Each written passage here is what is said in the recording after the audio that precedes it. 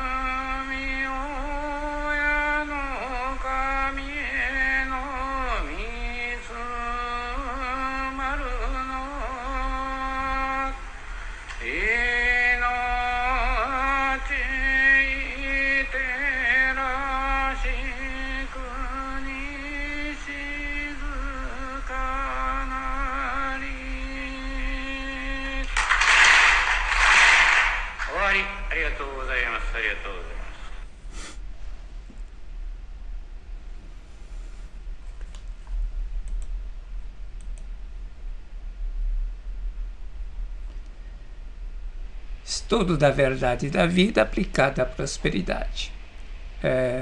Esse vídeo é sobre Dr. Masaru Taniguchi. Já que vou divulgar os livros, vou apresentar o Dr. Masaru Taniguchi. Então o vídeo é para essa finalidade.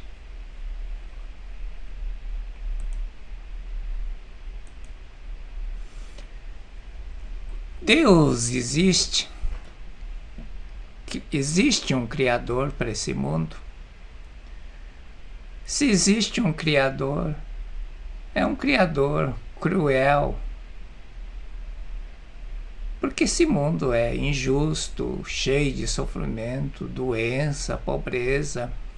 As pessoas digladiam entre si. É um Criador desumano. Estas eram as indagações do Dr. Masaru Taniguchi. Neste vídeo, o objetivo é apresentar o autor dos livros, uma apresentação em ordem cronológica do histórico da vida. Eu até relutei em fazer essa gravação, porque não tenho uma eloquência verbal que possa transmitir a importância, a grandeza do alcance das obras do Dr. Masaru Taniguchi no mundo. Quanto ela contribuiu para a evolução da humanidade. Os fatos mostram que ajudaram milhões de pessoas, japoneses e brasileiros, né? Dr. Masaru Taniguchi não queria fundar nenhuma nova religião.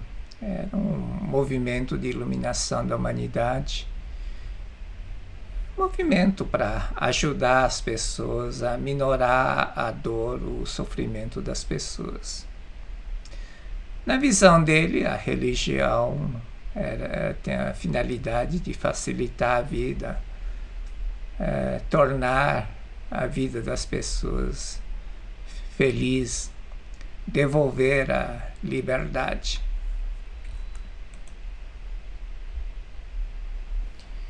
Os objetivos dos vídeos, já disse, é só para reforçar, é para ajudar as pessoas que precisam de uma orientação e divulgar os livros do Dr. Masaru Taniguchi, sem interesse financeiro, sem interesse comercial, sem interesse profissional. Não faço para ter seguidores, nem para agradar as pessoas, mas para ajudar as pessoas divulgando os livros. É um vídeo caseiro, né? Por isso é um vídeo caseiro, sem edição de imagens, sem cortes, sem títulos chamativos e sem preocupação com o tempo de gravação. Se tivesse finalidade profissional de agradar, seriam vídeos menores, com toda certeza. Peço mais uma vez que não faça julgamento. Todas as religiões pregam o bem, o amor ao próximo, respeitar as ideias, respeitar o próximo, respeitar as convicções. Eu só acho que não deve seguir conselho ou religião que tira a liberdade e deixa infeliz, com um monte de regras. Mas aí é a escolha de cada um, não sou eu que vou interferir.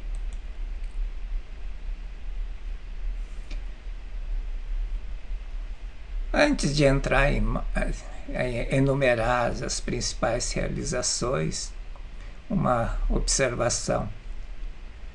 O importante é a contribuição que Dr. Masaru Taniguchi deu para o avanço da espiritualidade, da religiosidade.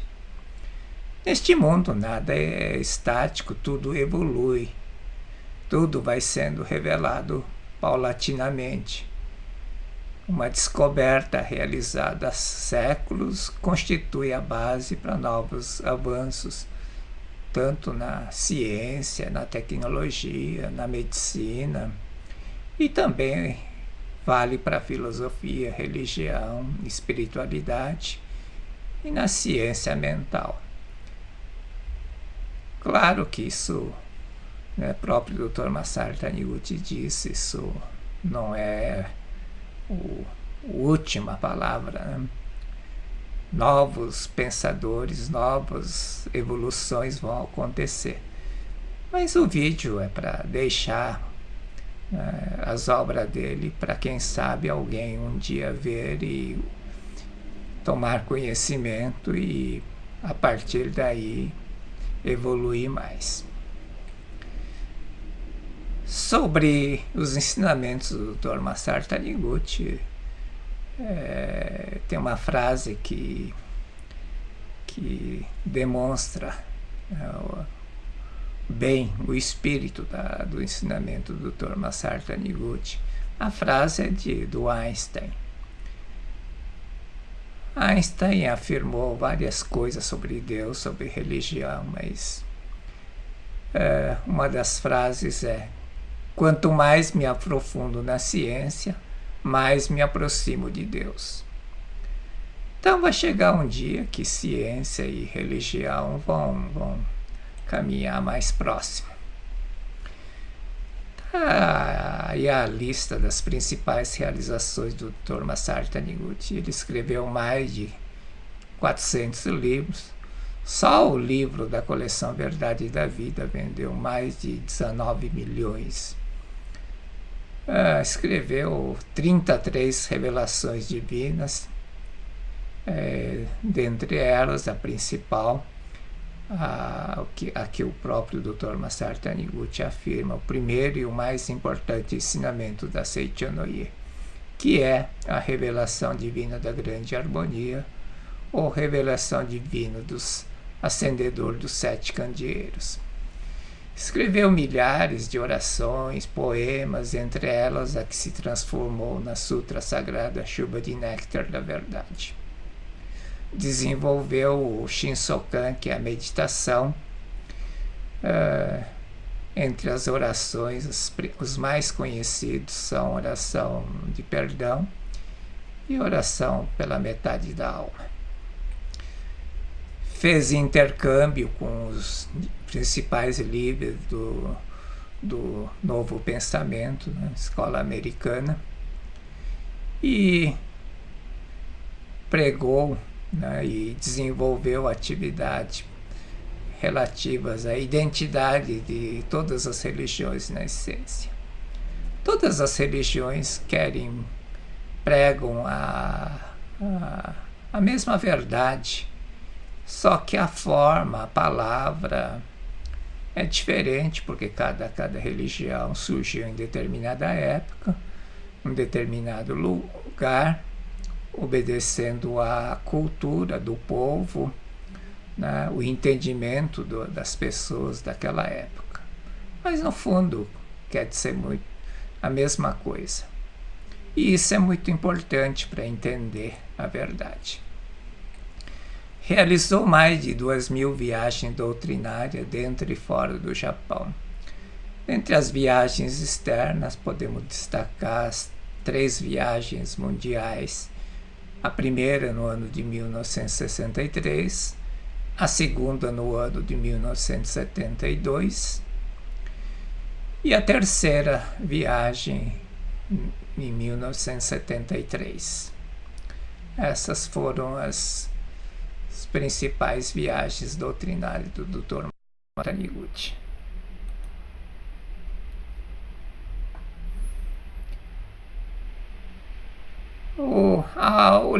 Os livros da autobiografia do Dr. Masaru Taniguchi são A Verdade da Vida, volume 19 e 20, e existe um livro escrito pelo Roy Eugene Davis, que se chama O Homem Milagre do Japão. Dr. Masaru Taniguchi nasceu no dia 22 de novembro de 1893, na cidade de Kobe, na aldeia de Karasuhara. Essa aldeia não existe mais, hoje foi tomada por uma represa. Na adolescência teve uma vida normal, vamos dizer. Tinha as confusões, os pensamentos, como todo jovem, rebeldia, liberdade para ele na adolescência, no ginásio, era fazer tudo aquilo que desse vontade. Então a liberdade de expressão era contestar os pais, os professores, enfim. Mas também já demonstravam o seu talento literário. Escrevia para murais da escola e publicava em algumas revistas com um pseudônimo. Em 1911, ele entrou na Universidade de Waseda para estudar literatura. Ele mesmo classifica as diversas fases evolutivas dele no livro.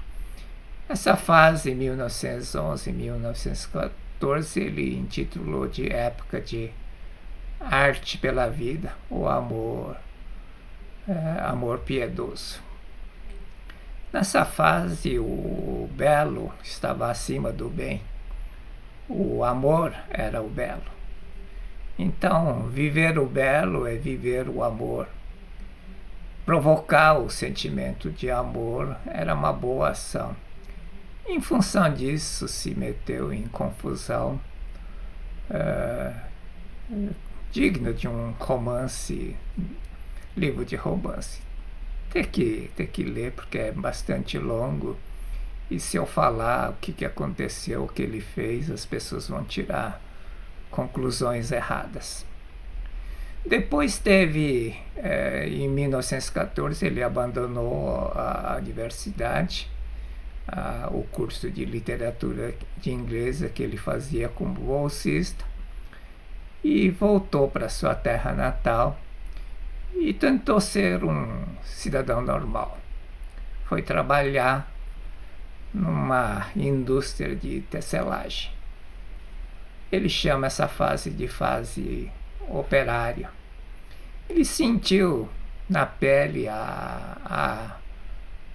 o quão árduo é a vida de um trabalhador. Teve conhecimento das políticas administrativas, a estrutura administrativa, estrutura hierárquica, questão de promoção, salário, etc, etc. Mas lá na frente ele mesmo afirma, foi ótimo ele ter passado por isso, ter conhecido essas questões administrativas, porque quando fundou a Seitonoye, ele teve que organizar, estruturar a organização religiosa dele.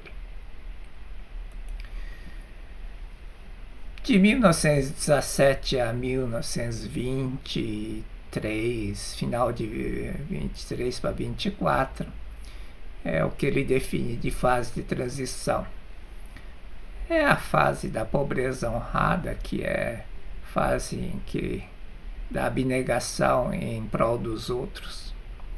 Então, procurava ter o mínimo possível, porque se tivesse o mínimo possível, significaria que alguém estaria podendo ter os bens que não estavam na mão dele. Era uma visão extremamente simplista, né?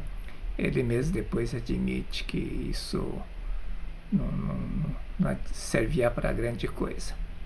Mas foi uma fase que ele estudou para psicologia, fez pesquisa nesse campo, estudou os principais filósofos do mundo, escreveu alguns livros, entre as quais Bem o que ele sentia, o livro intitulado Julgando Deus, que nunca foi publicado porque foi inteiramente queimado no terremoto de Kanto. É nessa época que ele também questionava a questão de Deus, né, do Criador,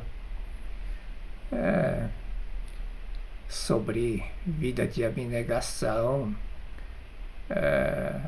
alimentação vegana, né, porque para não tirar a vida dos seres vivos. Mas isso tirou toda a liberdade dele, né? É preciso entender, né? É bem interessante, né? Essa fase, os questionamentos, todas as reflexões que ele teve.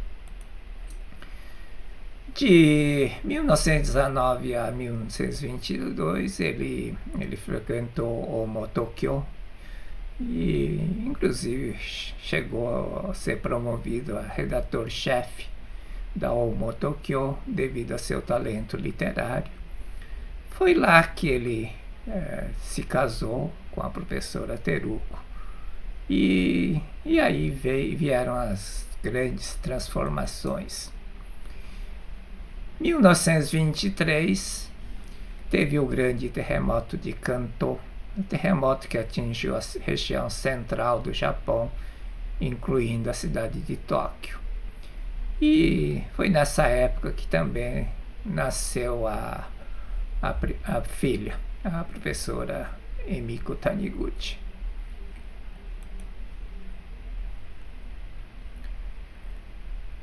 Em 1923, então ele retornou à casa dos pais, né? Porque tudo se queimou em Tóquio, não tinha onde morar. Mas foi a fase do amadurecimento.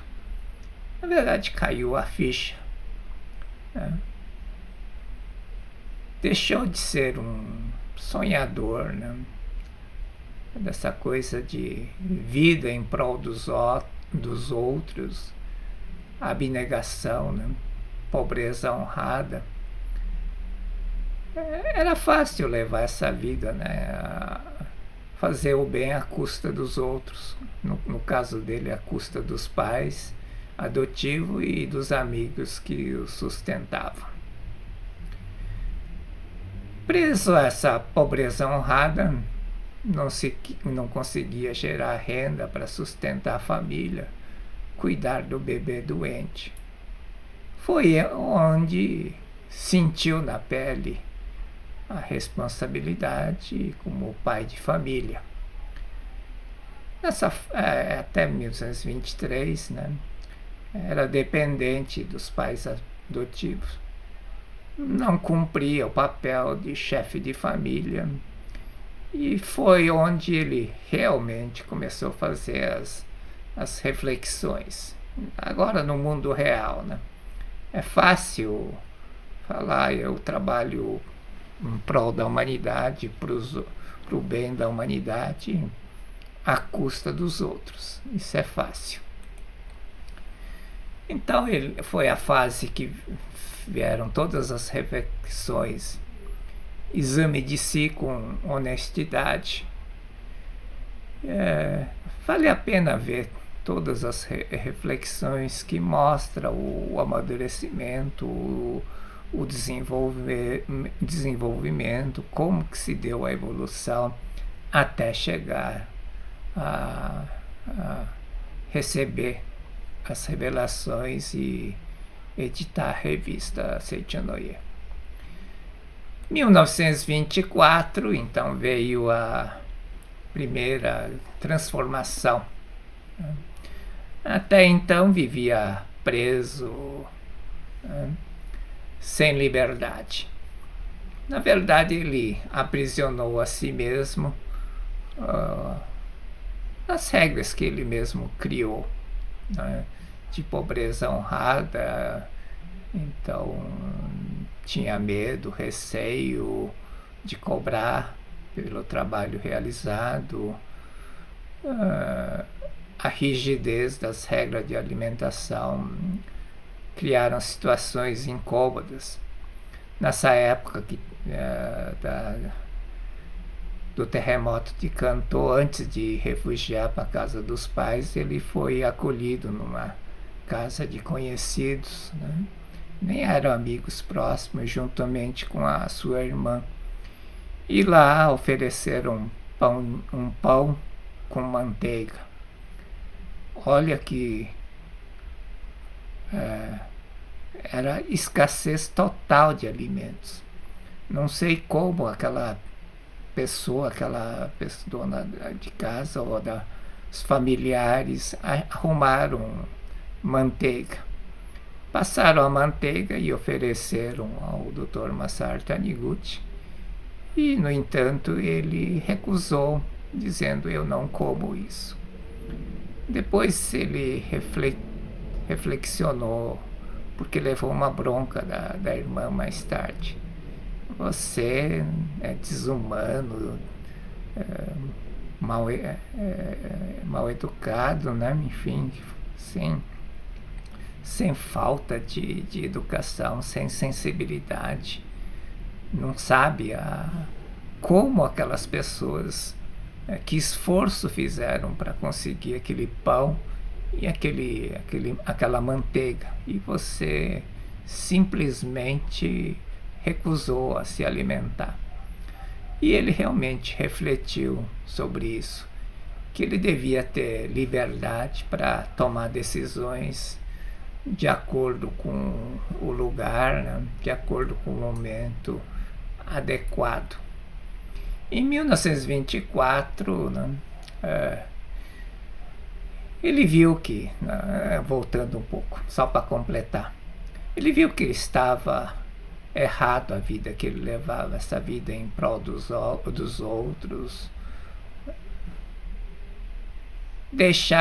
levar a vida em prol dos outros, deixando que todas as preocupações com as coisas materiais ficassem pesando nos ombros e familiares e amigos, era fácil, né?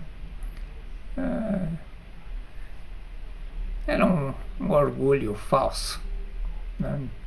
Não estava fazendo nada que prestasse, na verdade. Causava transtorno, dor e apreensão aos pais.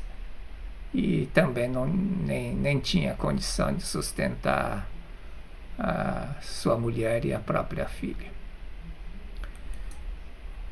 Então desejou ser verdadeiramente livre, capaz de vivificar, capaz de agir livremente, vivificando tudo e a todas as coisas, sem se prender à regra rígida. Ele sentiu mal por ter agido daquela forma com aquela família que com tanto amor ofereceu o pão com manteiga. Ele se arrependeu profundamente. Ele quis ter desejo de ser realmente livre, sem apego ao dinheiro. Liberdade de ter o dinheiro ou não ter dinheiro livremente. Pedir o dinheiro, né? Pedir o pagamento a que fazia jus, sem constrangimento. Né? Não ter vergonha de não ter dinheiro, nem sentir vaidade por ter dinheiro. Era isso. Queria ter uma liberdade mental desimpedida para agir de forma adequada a cada circunstância, sem se prender a uma determinada regra ou procedimento. Então, em 1924, veio a primeira fase da transição, que é a libertação da pobreza honrada. Ele, após um sonho, no sonho, ele conversava com Deus e depois disso ele ouviu uma voz: a matéria não existe. Ele começava a entender que esse mundo é o mundo da manifestação da mente. Matéria não existe significa que o mundo, né, o mundo material não é uma coisa sólida, física, intransponível, impossível de transpor. Por isso era um obstáculo, né, para qualquer coisa. Essa é a visão que a maioria das pessoas tem. Por isso que vê o mundo difícil, complicado. Era essa visão que eu também tinha. Por isso que a minha vida era difícil, porque eu achava que o mundo era difícil, impossível de mudar ou fazer acontecer.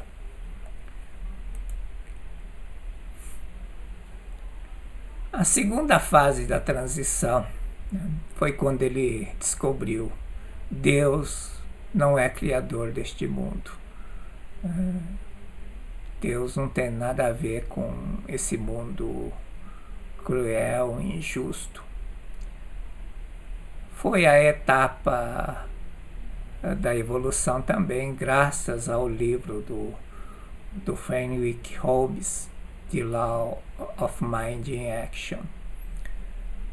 Ele gostou tanto desse livro que ele traduziu e publicou esse livro. O título acho que era Como Controlar o Destino. Mas depois ele reescreveu esse livro à luz das convicções dele, diferente. O livro de que deu origem e atualmente existe é o livro Comande Sua Vida com o Poder da Mente. O Holmes dizia assim, né? Este mundo é projeção da mente. Deus é a lei da criação imparcial que transcende a individualidade. O que ele queria dizer é que esse mundo, Deus não era criador desse mundo. Deus era lei, né?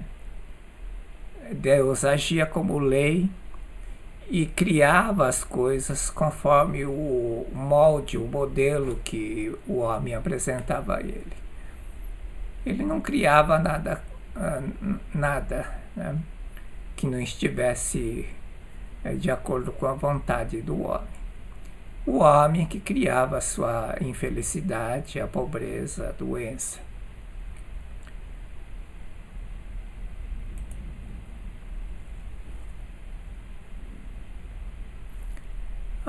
Segundo Holmes, Deus não era responsável, né,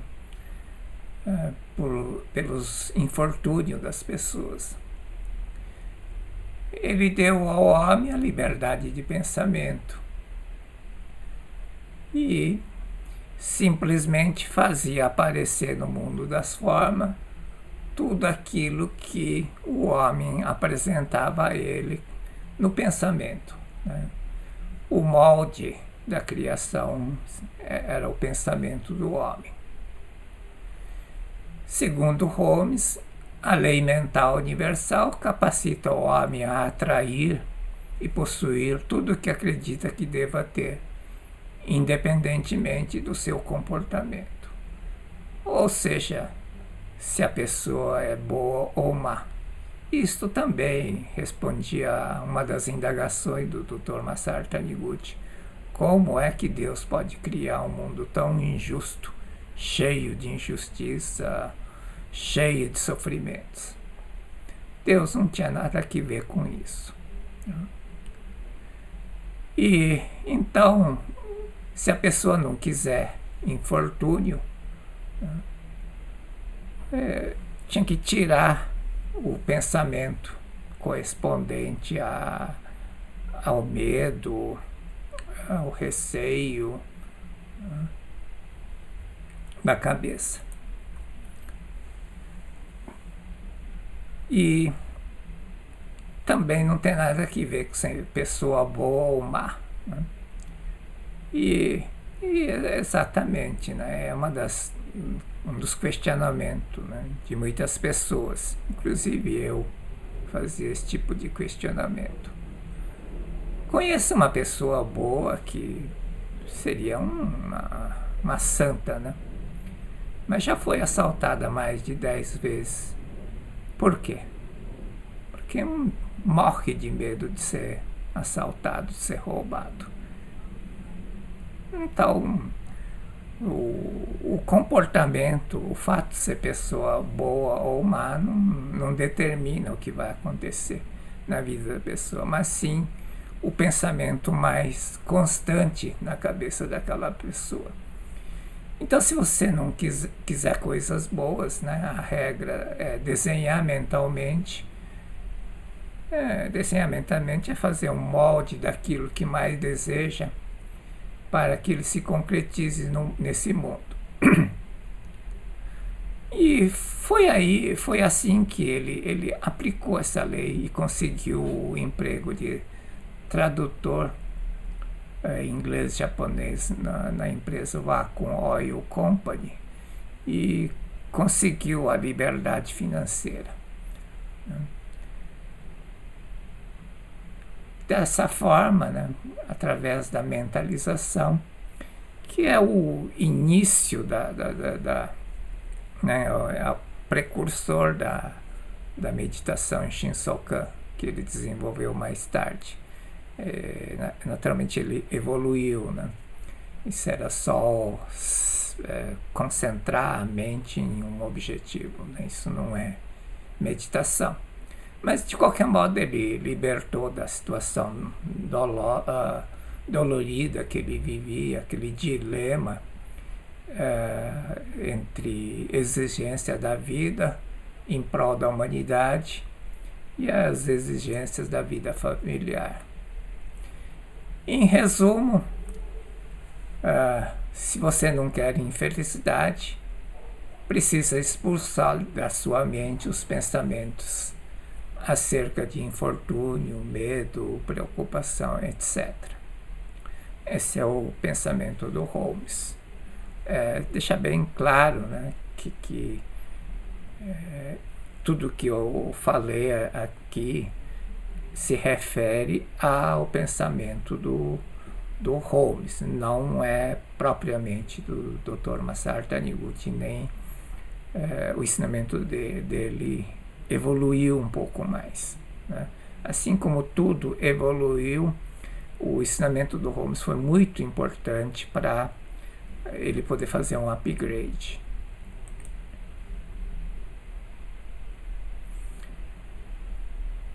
Bom, vem a fase final da transição, que ele define como encerramento da minha vida antiga. Entre 1926 e 1927, então ele recebe a revelação. Matéria não existe, ou seja, este mundo é o mundo da manifestação da mente. Matéria não existe quer dizer que isso não é a matéria não é uma massa sólida, intransponível, impossível de mudar, de modificar. Na verdade, está querendo dizer que não é uma coisa sólida, mas é uma coisa sólida sem vida. Matéria é manifestação da vida de Deus. Por isso, pode ser modificado pela lei de Deus, lei da vida, lei do amor ou lei do espírito. Quando você conscientiza isso, aquelas coisas impossíveis, difíceis, vão parecer coisas mais factíveis, possíveis de atingir. Você quer realizar algum objetivo e você, quem vê tudo materialmente, a primeira coisa que vê é: não tenho dinheiro, não tenho tempo, não tenho conhecimento, né? Tudo isso parece ser uma coisa física, sólida, que parece que te cerca, tolhe a liberdade, não deixa você fazer. Então, quando você tem o entendimento, matéria não existe, não quer dizer que o copo aqui não existe, tá? Não é isso. Tem gente que é para tirar o apego material, mudar o teu conceito de vida em relação à matéria. Por isso que o Dr. Masaru Taniguchi usou um termo tão forte: matéria não existe, doença não existe, corpo não existe. Milhares de pessoas se curaram ao ouvir essa frase. Este mundo é mundo da manifestação da mente. Mas a questão é manifestar o quê? Manifestar tudo aquilo que satisfaça a minha vontade. Será que é isso? Imagina cada um querendo fazer aquilo que bem entende né? Seria um caos, né? Seria aquilo que alguns filósofos chamaram de mundo dirigido pela vontade cega. Mundo não, né? A questão é sempre manifestar o quê, né? Antes de entrar nessa questão, se podemos manifestar qualquer coisa, sim, podemos. Como disse o Holmes, a lei mental universal capacita a atrair e possuir qualquer coisa que acredita que deva ter, independentemente do seu comportamento. Isso é uma verdade. Mas tem as suas consequências. Tem a lei do karma, enfim, não dá para detalhar essas coisas aqui nesse vídeo, não é o objetivo. Mas a primeira parte da revelação é matéria não existe, e para responder, manifestar o que, é que tem a segunda parte. Só existe o Disso. Disso é aquilo que Deus criou, né? Aqui nos livros, em português, está traduzido imagem verdadeira. Imagem verdadeira não é o significado, é a tradução literária da palavra Disso. Deus revelou, só existe o Disso. E ao ser indagado pelo Dr. Masaru Taniguchi, o que é Disso, a resposta foi: só existe Deus, sua mente e manifestação da sua mente. Manifestação da sua mente significa aquilo que Jesus Cristo chamou de vontade, sua vontade. São as ideias de Deus. Então Deus criou o mundo e deu ao homem a função de manifestar essas criações nesse mundo. Por isso que é mundo da manifestação da mente. Manifestar o quê? Manifestar aquilo que já existe, aquilo que Deus criou. Se você seguir a vontade de Deus, você vai ter saúde, vai ter alegria, vai ter prosperidade, vai viver feliz.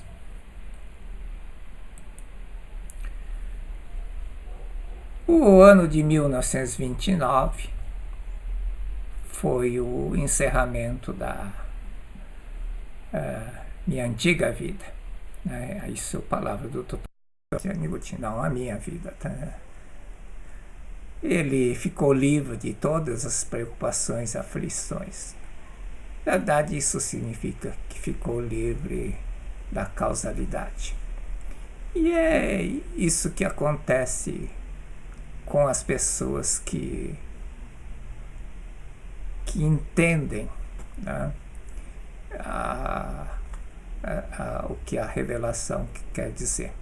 Matéria não existe, só existe o Disso. É o renascimento, nasce de novo, mas não nasce para nova consciência.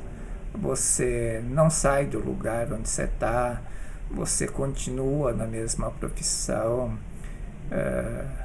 continua sendo pai de família, dono do seu negócio, enfim, mas você renasce para a nova vida, muda a tua vida, você faz uma volta de 360 graus na sua vida. A isso se diz nascer de novo. E finalmente em 1930 ele decide,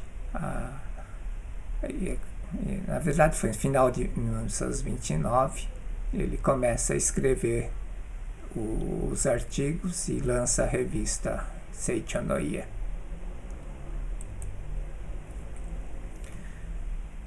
Então, um resumo, né, de todas as fases da vida. É o que está no livro Verdade da Vida, volume 20.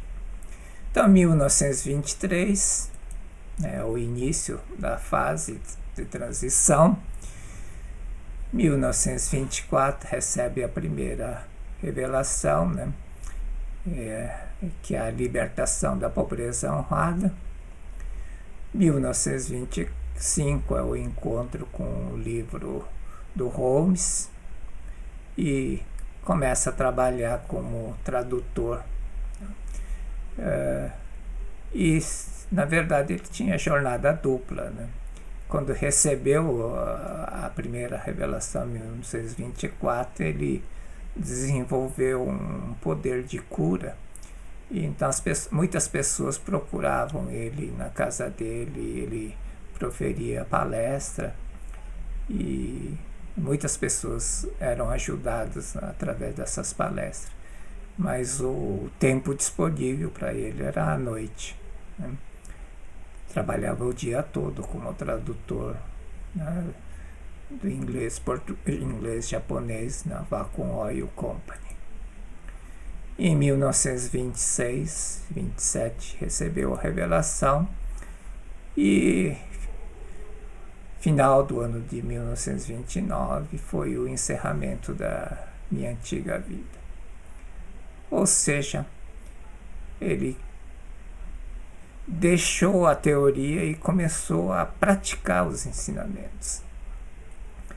E é isso que quero chamar a atenção das pessoas. Nota-se que desde a primeira revelação em 1924 até ele conseguir praticar, né, aquilo que ele aprendeu, a conseguir transformar a teoria em prática, levou 5 anos. Muitas pessoas pensam que caiu um raio na cabeça do Dr. Masaru Taniguchi, de um dia para o outro ele começou a pregar a verdade. Não foi isso que aconteceu. Levou 5 anos desde a primeira revelação, desde tomar o primeiro conhecimento até conseguir vivenciar, viver, utilizar, praticar os ensinamentos, usar no cotidiano. Isso leva um certo tempo. Claro, tem gente que ouve uma palestra, lê um livro e muda completamente. Não foi o meu caso. Eu levei 17 anos. Depois eu narro um pouco sobre isso. Então, 1930 foi oficialmente fundação da Seicho no Ie, o lançamento da revista. E aí vem as demais realizações a partir daí, já como Seicho no Ie. Aqui está uma relação dos principais fatos, né? Em julho de 1930 ele desenvolve a meditação. O Shinsokan começa a fazer reuniões, canto evocativo de Deus. Foi no final do ano de 1930, dezembro de 1930, escreveu poemas que viraram Sutra Sagrada, Chuva de Néctar da Verdade. Fevereiro de 1932, devido à procura dos artigos das revistas, procura dos números anteriores das revistas, ele era na época que não tinha como reimprimir, né? Não tinha computador, não tinha nem matriz para reimprimir. Então ele achou melhor revisar e editar no formato de livros. Então o livro Verdade da Vida é compilação dos primeiros artigos publicados por ele nas revistas. E a partir de 1932, ou em 1932, foi editada a primeira edição da coleção Verdade da Vida, de 4 volumes, né? Pois teve outras formas de editoração. Atualmente a coleção tem 65 volumes, né? Antes disso teve 20 volumes, depois por longo período teve 40 volumes e atualmente está sendo editado com 65 volumes. Bom, 1932, no julho de 1932, foi o final da jornada dupla de trabalho. Mas o impressionante é você fazer um pequeno levantamento, né? Ele escreveu tudo, os artigos, o livro, as orações, revelações, deu palestras, trabalhando, fazia isso à noite, de madrugada. Se você fizer uma conta, uma aritmética, você vai ver que é humanamente impossível escrever quantidade de palavras, letras, num período tão curto, 1930 a 1932, meado, 2 anos e meio. É impossível. Quem já escreveu tem noção. Eu, para escrever uma página, né, um texto em Word, eu levo mais de um dia. Se eu tiver que escrever essa quantidade de volume de letras, palavras, frases, eu levaria 30 anos, com toda certeza, não é 2 anos e meio. Aí tem os outros fatos, né? Fatos históricos, novembro de 1943, a segunda parte da Sutra, as viagens, e maio de 1985 ele fez a última palestra lá no templo Matriz, né, em Nagasaki. Ele construiu o templo Sumiyoshi lá em Nagasaki. Tem todo um significado, né? Não dá para explicar todo o significado da construção da academia e do templo Sumiyoshi, né? Mas quem tem curiosidade, vale a pena pesquisar. E no dia 17 de junho de 1987, ele termina sua missão recebida de Deus.